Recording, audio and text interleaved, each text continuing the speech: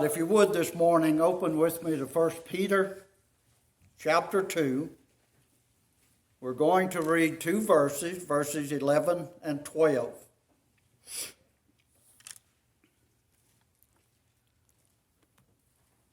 First Peter chapter 2.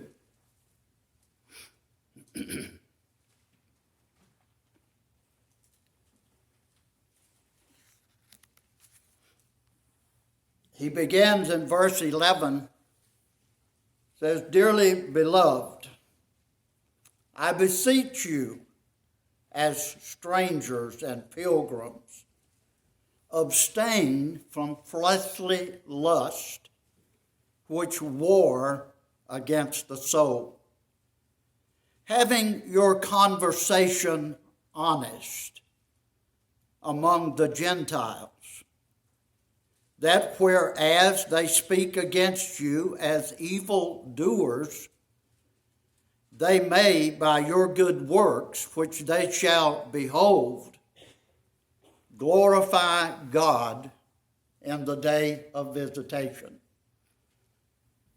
Now, as I've read those verses, I've preached from them, I'm sure, at times. But God has laid something on my heart out of those two verses that I think speaks to a very urgent need in our day today. And that is the greatest defense of Christianity. And I think that all of us can observe what's going on in our world today. That Christianity needs to be defended. It needs to be upheld. It needs to be something that we strongly believe is the right way for us as believers to honor God. And I'm sure if I were to ask each of us our opinion of what we think the greatest defense of Christianity would be, we would probably come up with some type of big revival or churches being filled, and certainly that would be a strong statement. But I think what Peter has mentioned here is one of the greatest ways that you and I, everyday believers, can defend the faith that we so strongly believe. Now, Peter was writing to a group of believers that were undergoing severe persecution. As a matter of fact, if you go back to verse 1 of chapter 1, you will find that they were scattered throughout all of Asia Minor. There, Peter lists 5 provinces to which these believers had fled in order to escape the persecution. There were all kinds of ridiculous and slanderous criticism that were brought against these believers. And maybe at a later date we will look at some of those, of how they were portrayed to the world. The believers were being horribly mistreated, almost to the point of being criminalized. This is something that we have been seeing develop in our nation over the past several years. But it seems that within the last year or so, that it has become more vicious, more vindictive, and more violent, as more and more conservative Christian businesses and Christians themselves are being targeted. They're being set apart. I read just this week where focus on the family. One of the greatest organizations, as far as I am concerned, as far as helping the family, has been banned from Twitter because they say that some of their comments were hatred. We have witnessed the woman that is so strongly supportive of pro-life that has been targeted. And this is just one or two of the examples that we are seeing. Such was the condition in Peter's day. And Peter was simply encouraging the believers of his day that now is not the time to give up. Now is not the time to abandon the faith. Now is not the time to quit. As he encourages them to hold fast to the faith that they have received. And I don't believe that there's any better advice for the church and for individual Christians than the words that Peter spoke some 1800 years ago. But how could this little group of believers make a difference? How could they stand against the Roman government and against Nero's persecutions? What was their greatest defense of Christianity? I think that it's found in the opening statement of verse 12, where Peter admonished them, having your conversation honest among the Gentiles. Now, to the average person,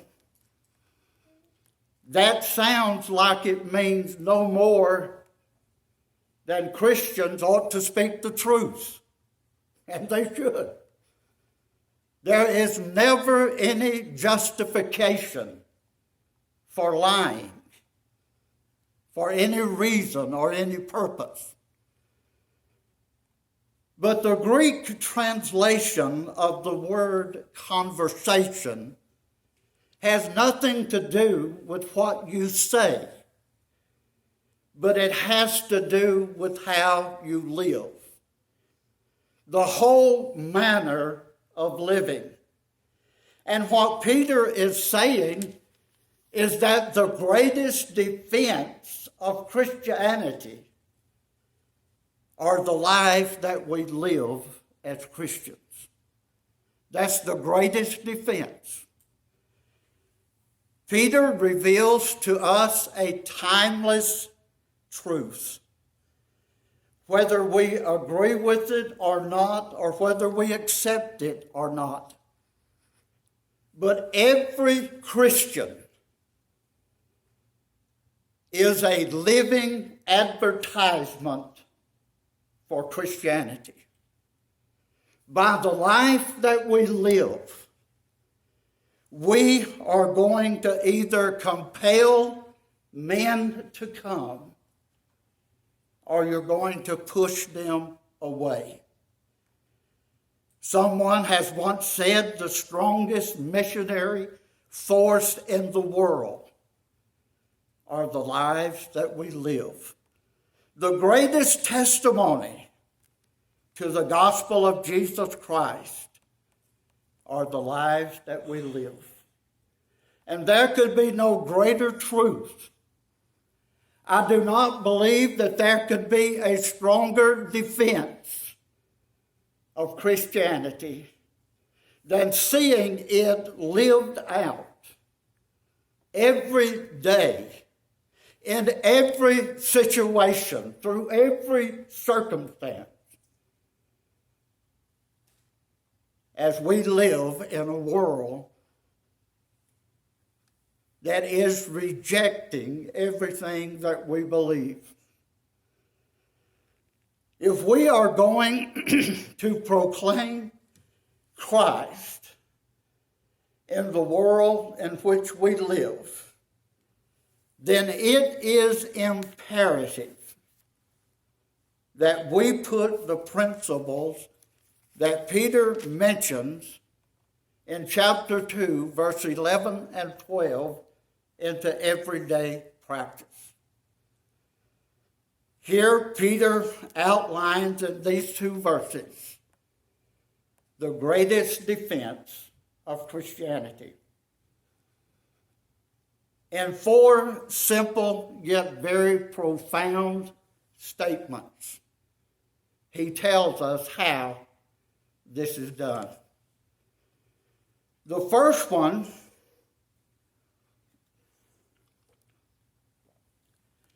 found in verse 11 and verse 12.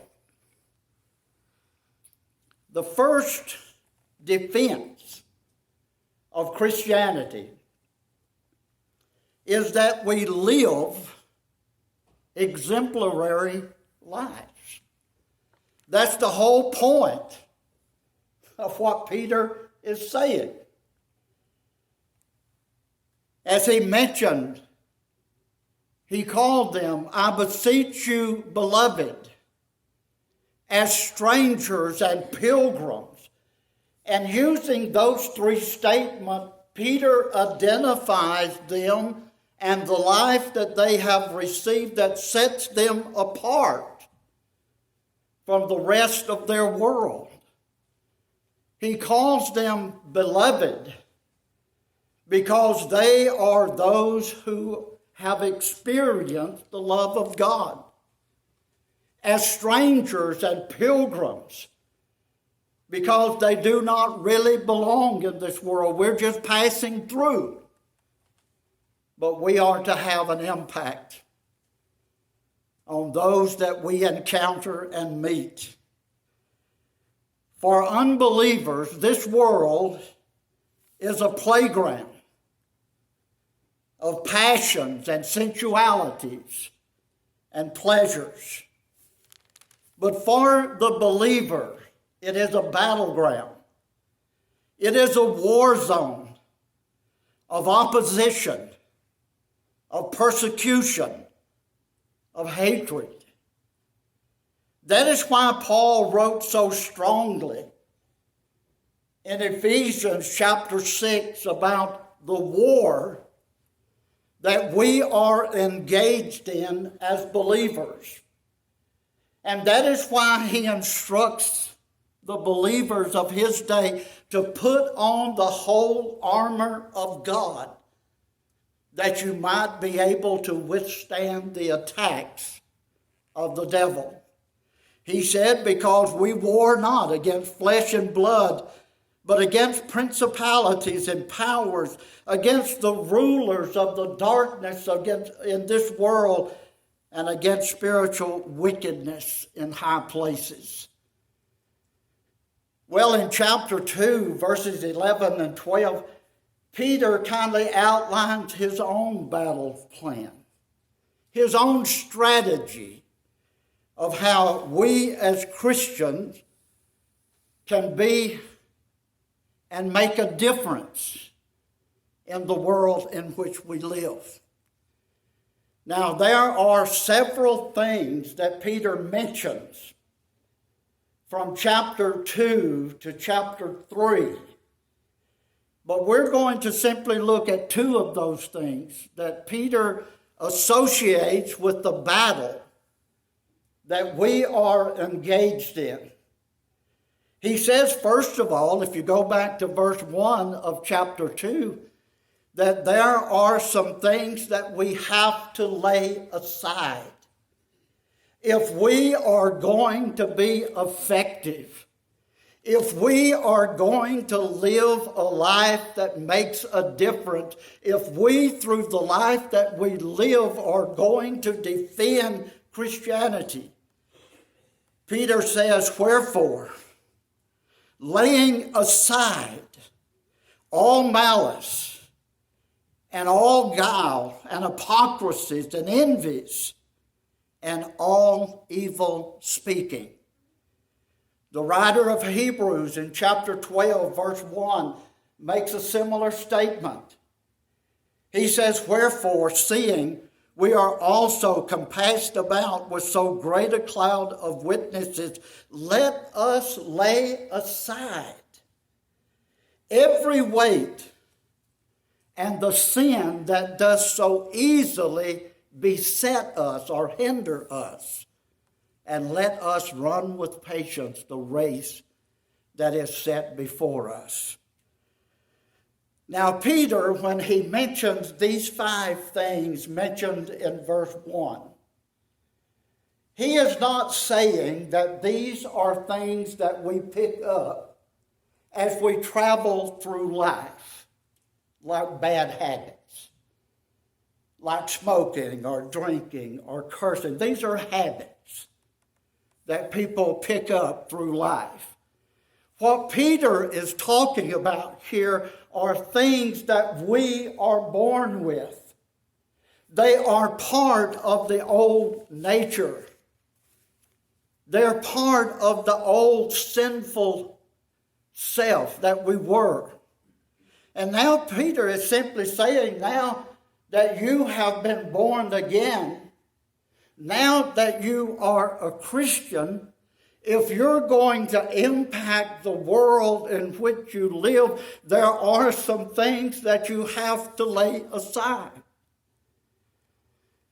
Now, God is not going to do everything for us. There are some things that God expects us to take care of. And this word, this phrase, laying aside, is a phrase that expresses something that is our responsibility. It's not God's. Peter is not saying that God should lay these things away, but that we should lay them away. Now, when he uses this phrase, laying aside, it doesn't mean like during the wintertime, we lay aside summer clothes. During the summer, we lay aside winter clothes. Or we put things up that we don't use that often. He's not saying that. As a matter of fact, in the Greek, this phrase is very strong. And that's a phrase that simply means to discard, to throw away, to get rid of. Do not allow these things to control and defeat your life, because they will. And then he lists some of the sins that these Christians were allowing to defeat them, that was hindering them from living a life that was a defense of Christianity.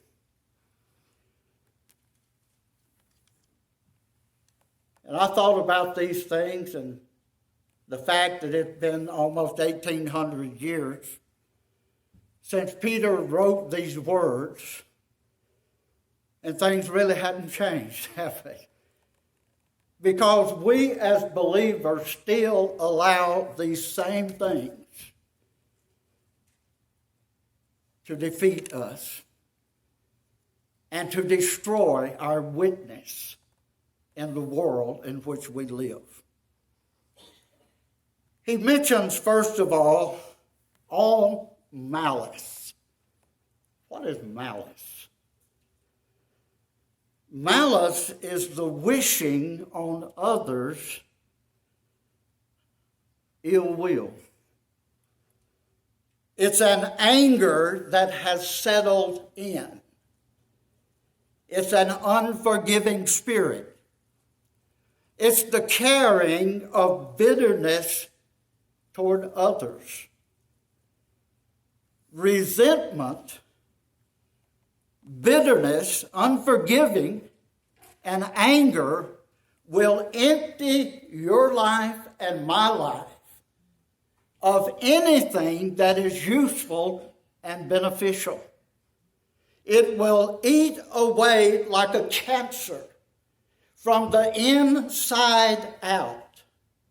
Those things that God can use that would enable us to be the witness that we need to be in the world in which we are living. He talks about all guile, which is nothing more than deceit or being deceitful.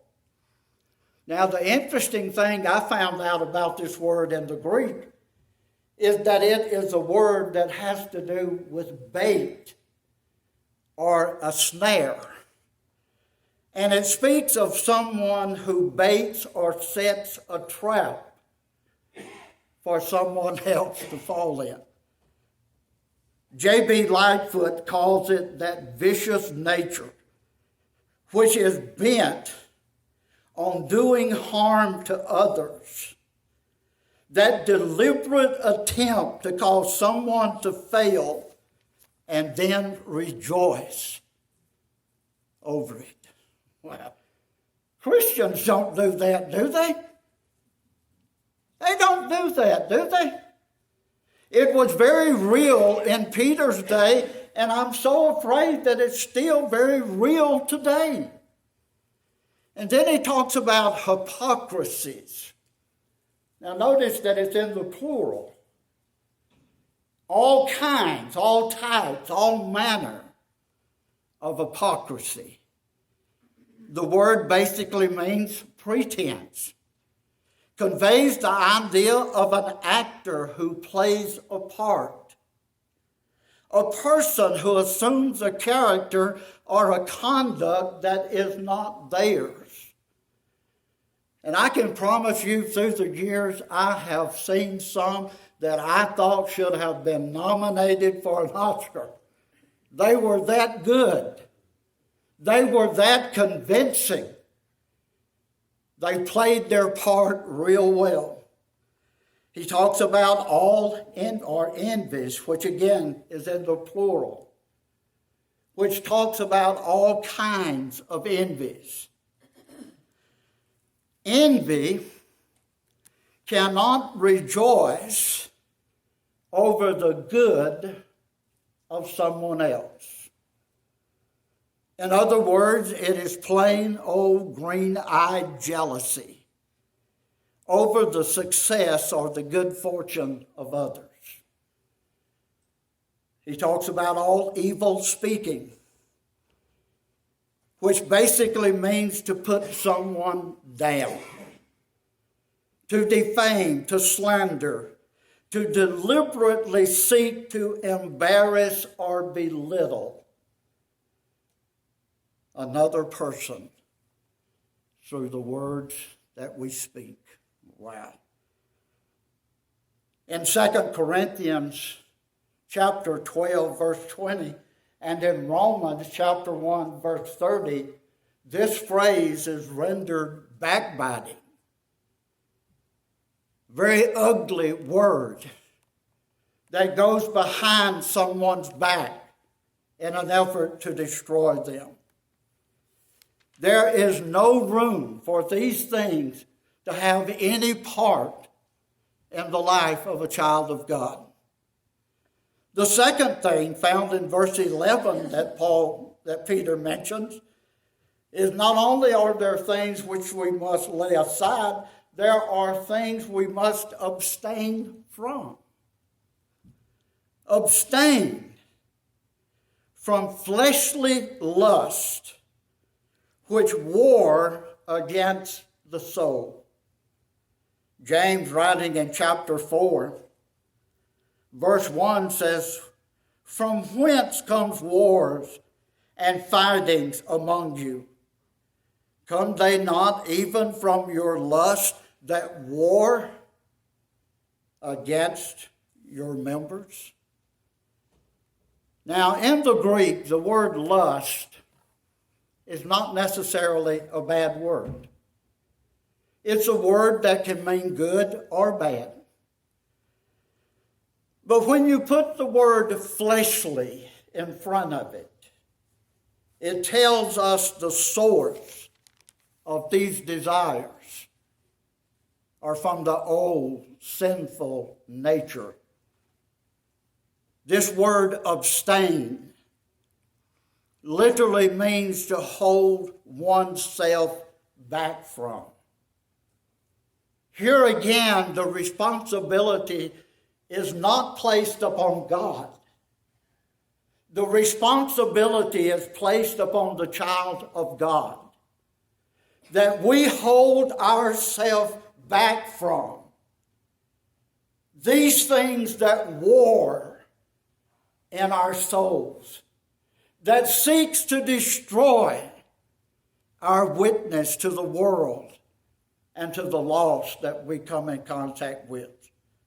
The implication is this: unless we realize the power of the old nature and its constant pull on our lives and deal with it by abstaining from it or by constantly holding ourselves back from it, then they will be a constant source of defeat.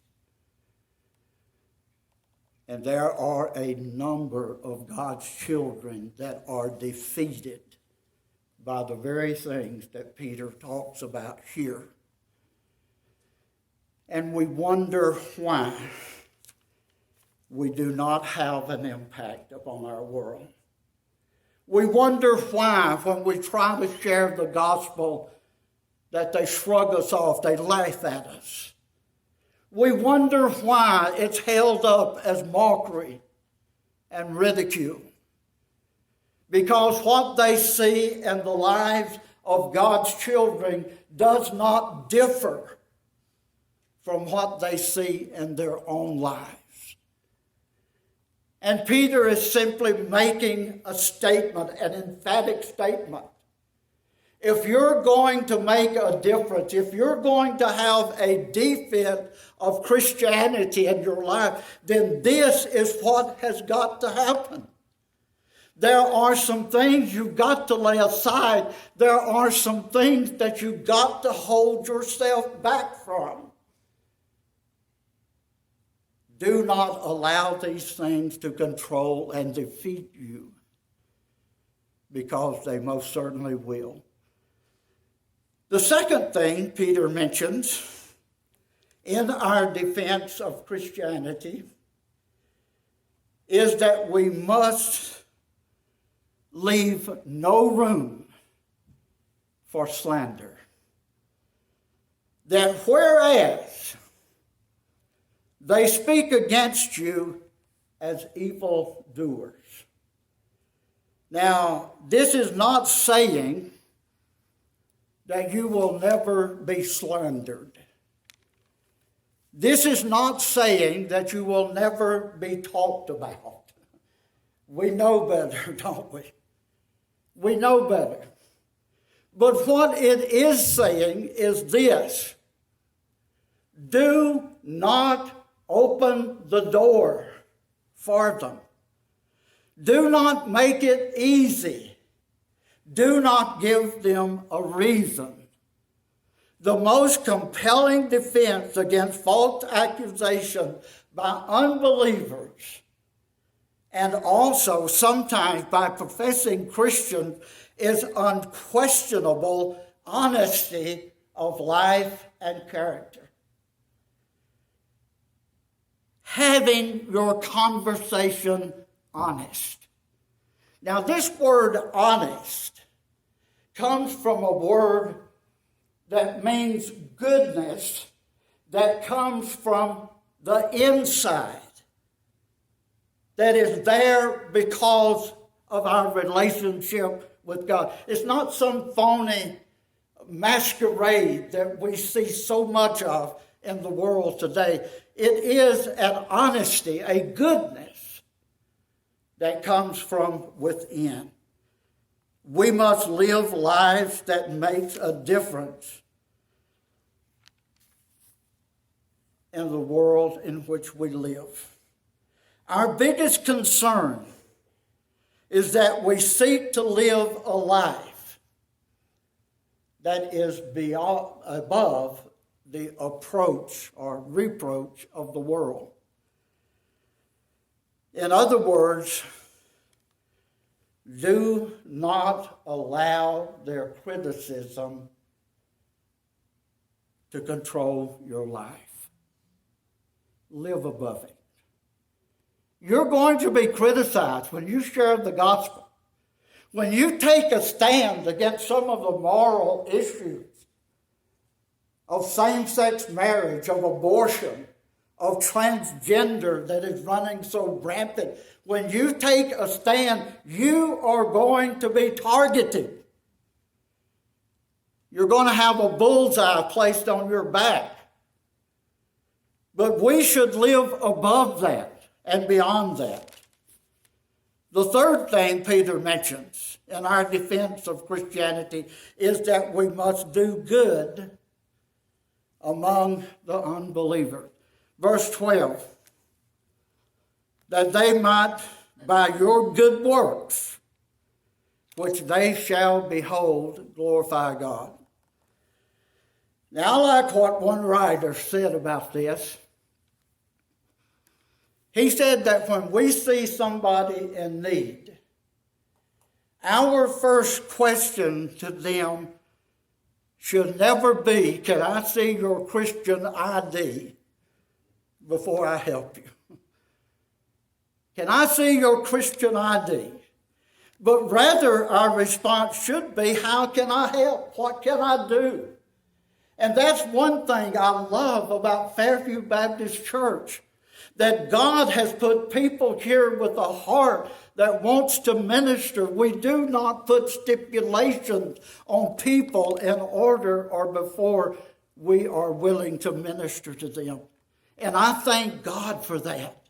I thank God for the heart that He has given this church.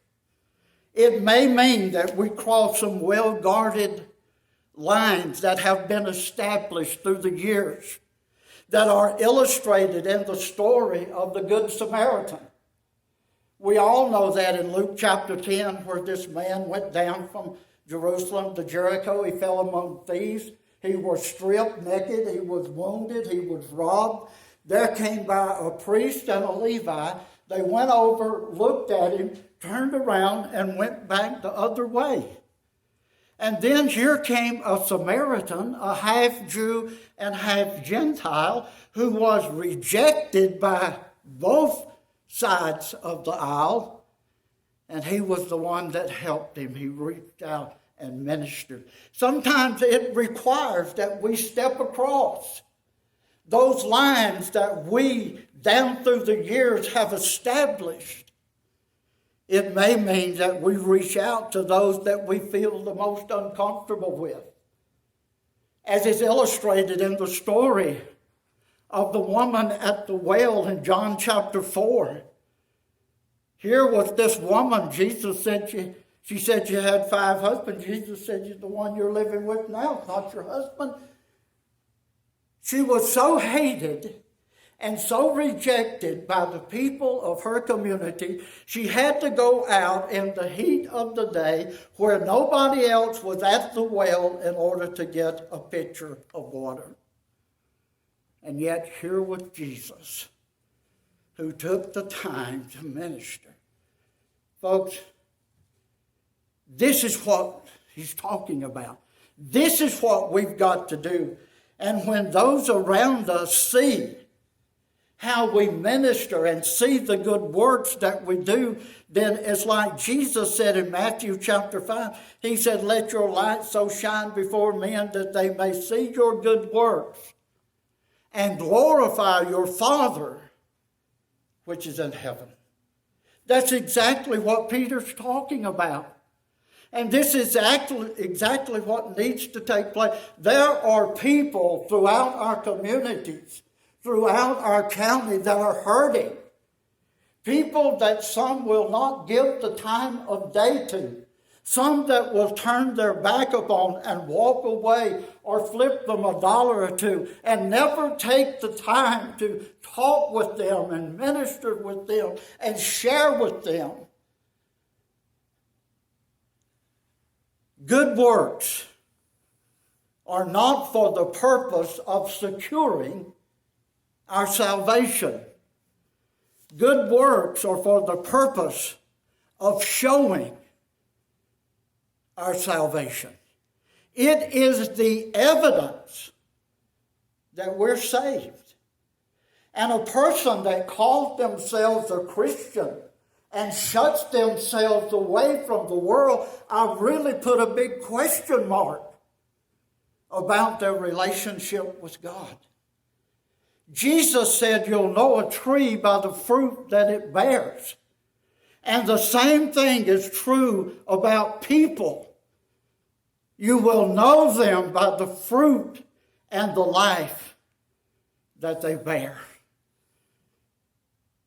Folks, we need to understand that our greatest defense of Christianity is not shutting ourselves up in a building for an hour a week. Our greatest defense of Christianity is beyond the doors of this church, out into the world where people are hurting, that we can help and that we can share the gospel of Christ. The last thing, our defense of Christianity, we should never forget that an unsaved world is watching. Wow. That they, by your good works, which they shall behold, shall glorify God. Whether we like it or not, whether we are even aware of it or not, or whether we even care or not, we are being observed. The world is watching. None of us live in a vacuum. None of us live in isolation. And what people see and what people observe in our lives will often determine their acceptance or their rejection of the gospel of Jesus Christ. I don't know how many times in 50 years of ministry that I have witnessed this. When you go out visiting people, inviting them to church, and they say, well, does so-and-so still go there? Well, yeah. As long as they're there, I'm not going to come. Is that a justification? No. But it's a reality. What people see, what people observe, what they notice about us who call ourselves Christians is going to have a great impact upon their life. The culture in which Peter was is so similar to ours today or ours to theirs, where Christians are constantly attacked and criticized and ridiculed and abused. It would have been easy for them to become defensive and to retaliate. And Peter simply is saying, if you're going to have an impact upon your world, then your response and our response must be positive and not negative. Now, I'm not suggesting that this is going to be easy. When you've been hurt, when you've been wounded, when someone has slapped you on the right side of your face, it's never easy to turn the left side. but that's exactly what the Word of God teaches. Now, whether this is taken literally or figuratively or whatever, it talks about a stance that we must take when we face opposition. That we should never seek to defend or retaliate against anything. It should never be something that controls and dominates our lives. And the scary thing, the awesome burden of what Peter is writing, is that what people see in our lives could determine whether they go to heaven or whether they go to hell. Think about that. Think about it. What people see in our lives is going to have a profound impact upon them. Peter is simply saying that as the unsaved observed the lives of these believers, as they saw their good works, that they became so convicted about their sins and so convinced about the truths of Christianity that they turned to God and glorified Him. Would that describe the impact that we have on people's lives? There was a saying, I haven't heard it in 30 some odd years, but back in the day, it was quoted quite often.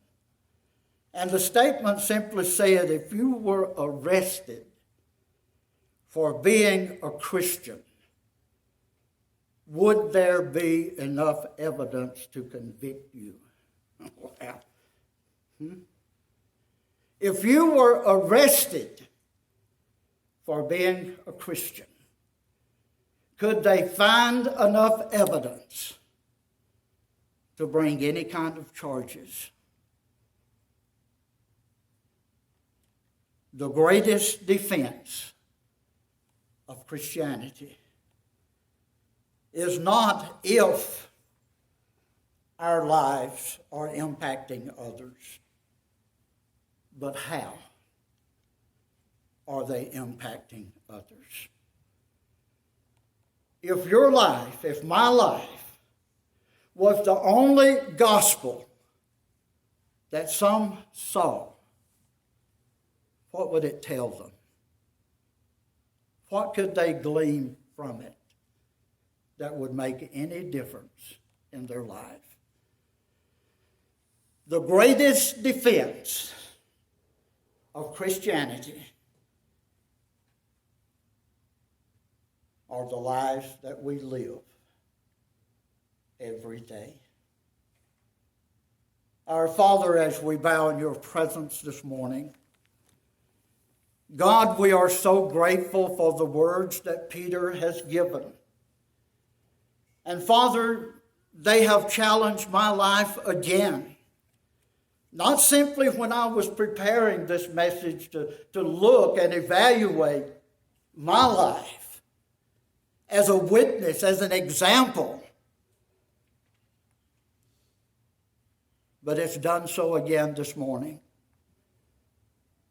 And Father, I pray that this is spoken to every person here, that we would look at our lives, we would evaluate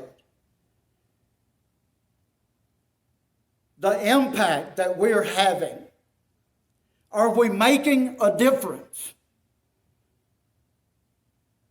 Are we living lives that draw men to Christ or push them away? Are we living lives that tell the truth, the honesty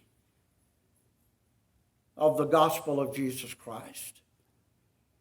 Lord, every person here this morning is an example.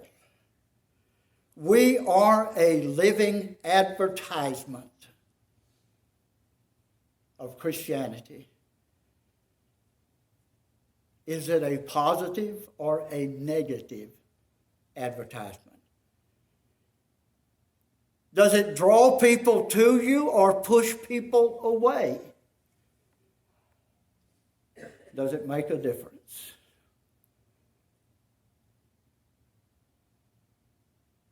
The words that Peter gave so long ago was, now is not the time to quit. Now is not the time to give up. But it's time to hold fast. Draw the battle lines. Make your choices. And live a life that in all honesty represents the gospel of Jesus Christ. That we may have an impact not simply upon the world, but upon our own families, our own children and grandchildren, our neighbors. God, I pray you take control of this invitation today. For we ask in Jesus' name, amen.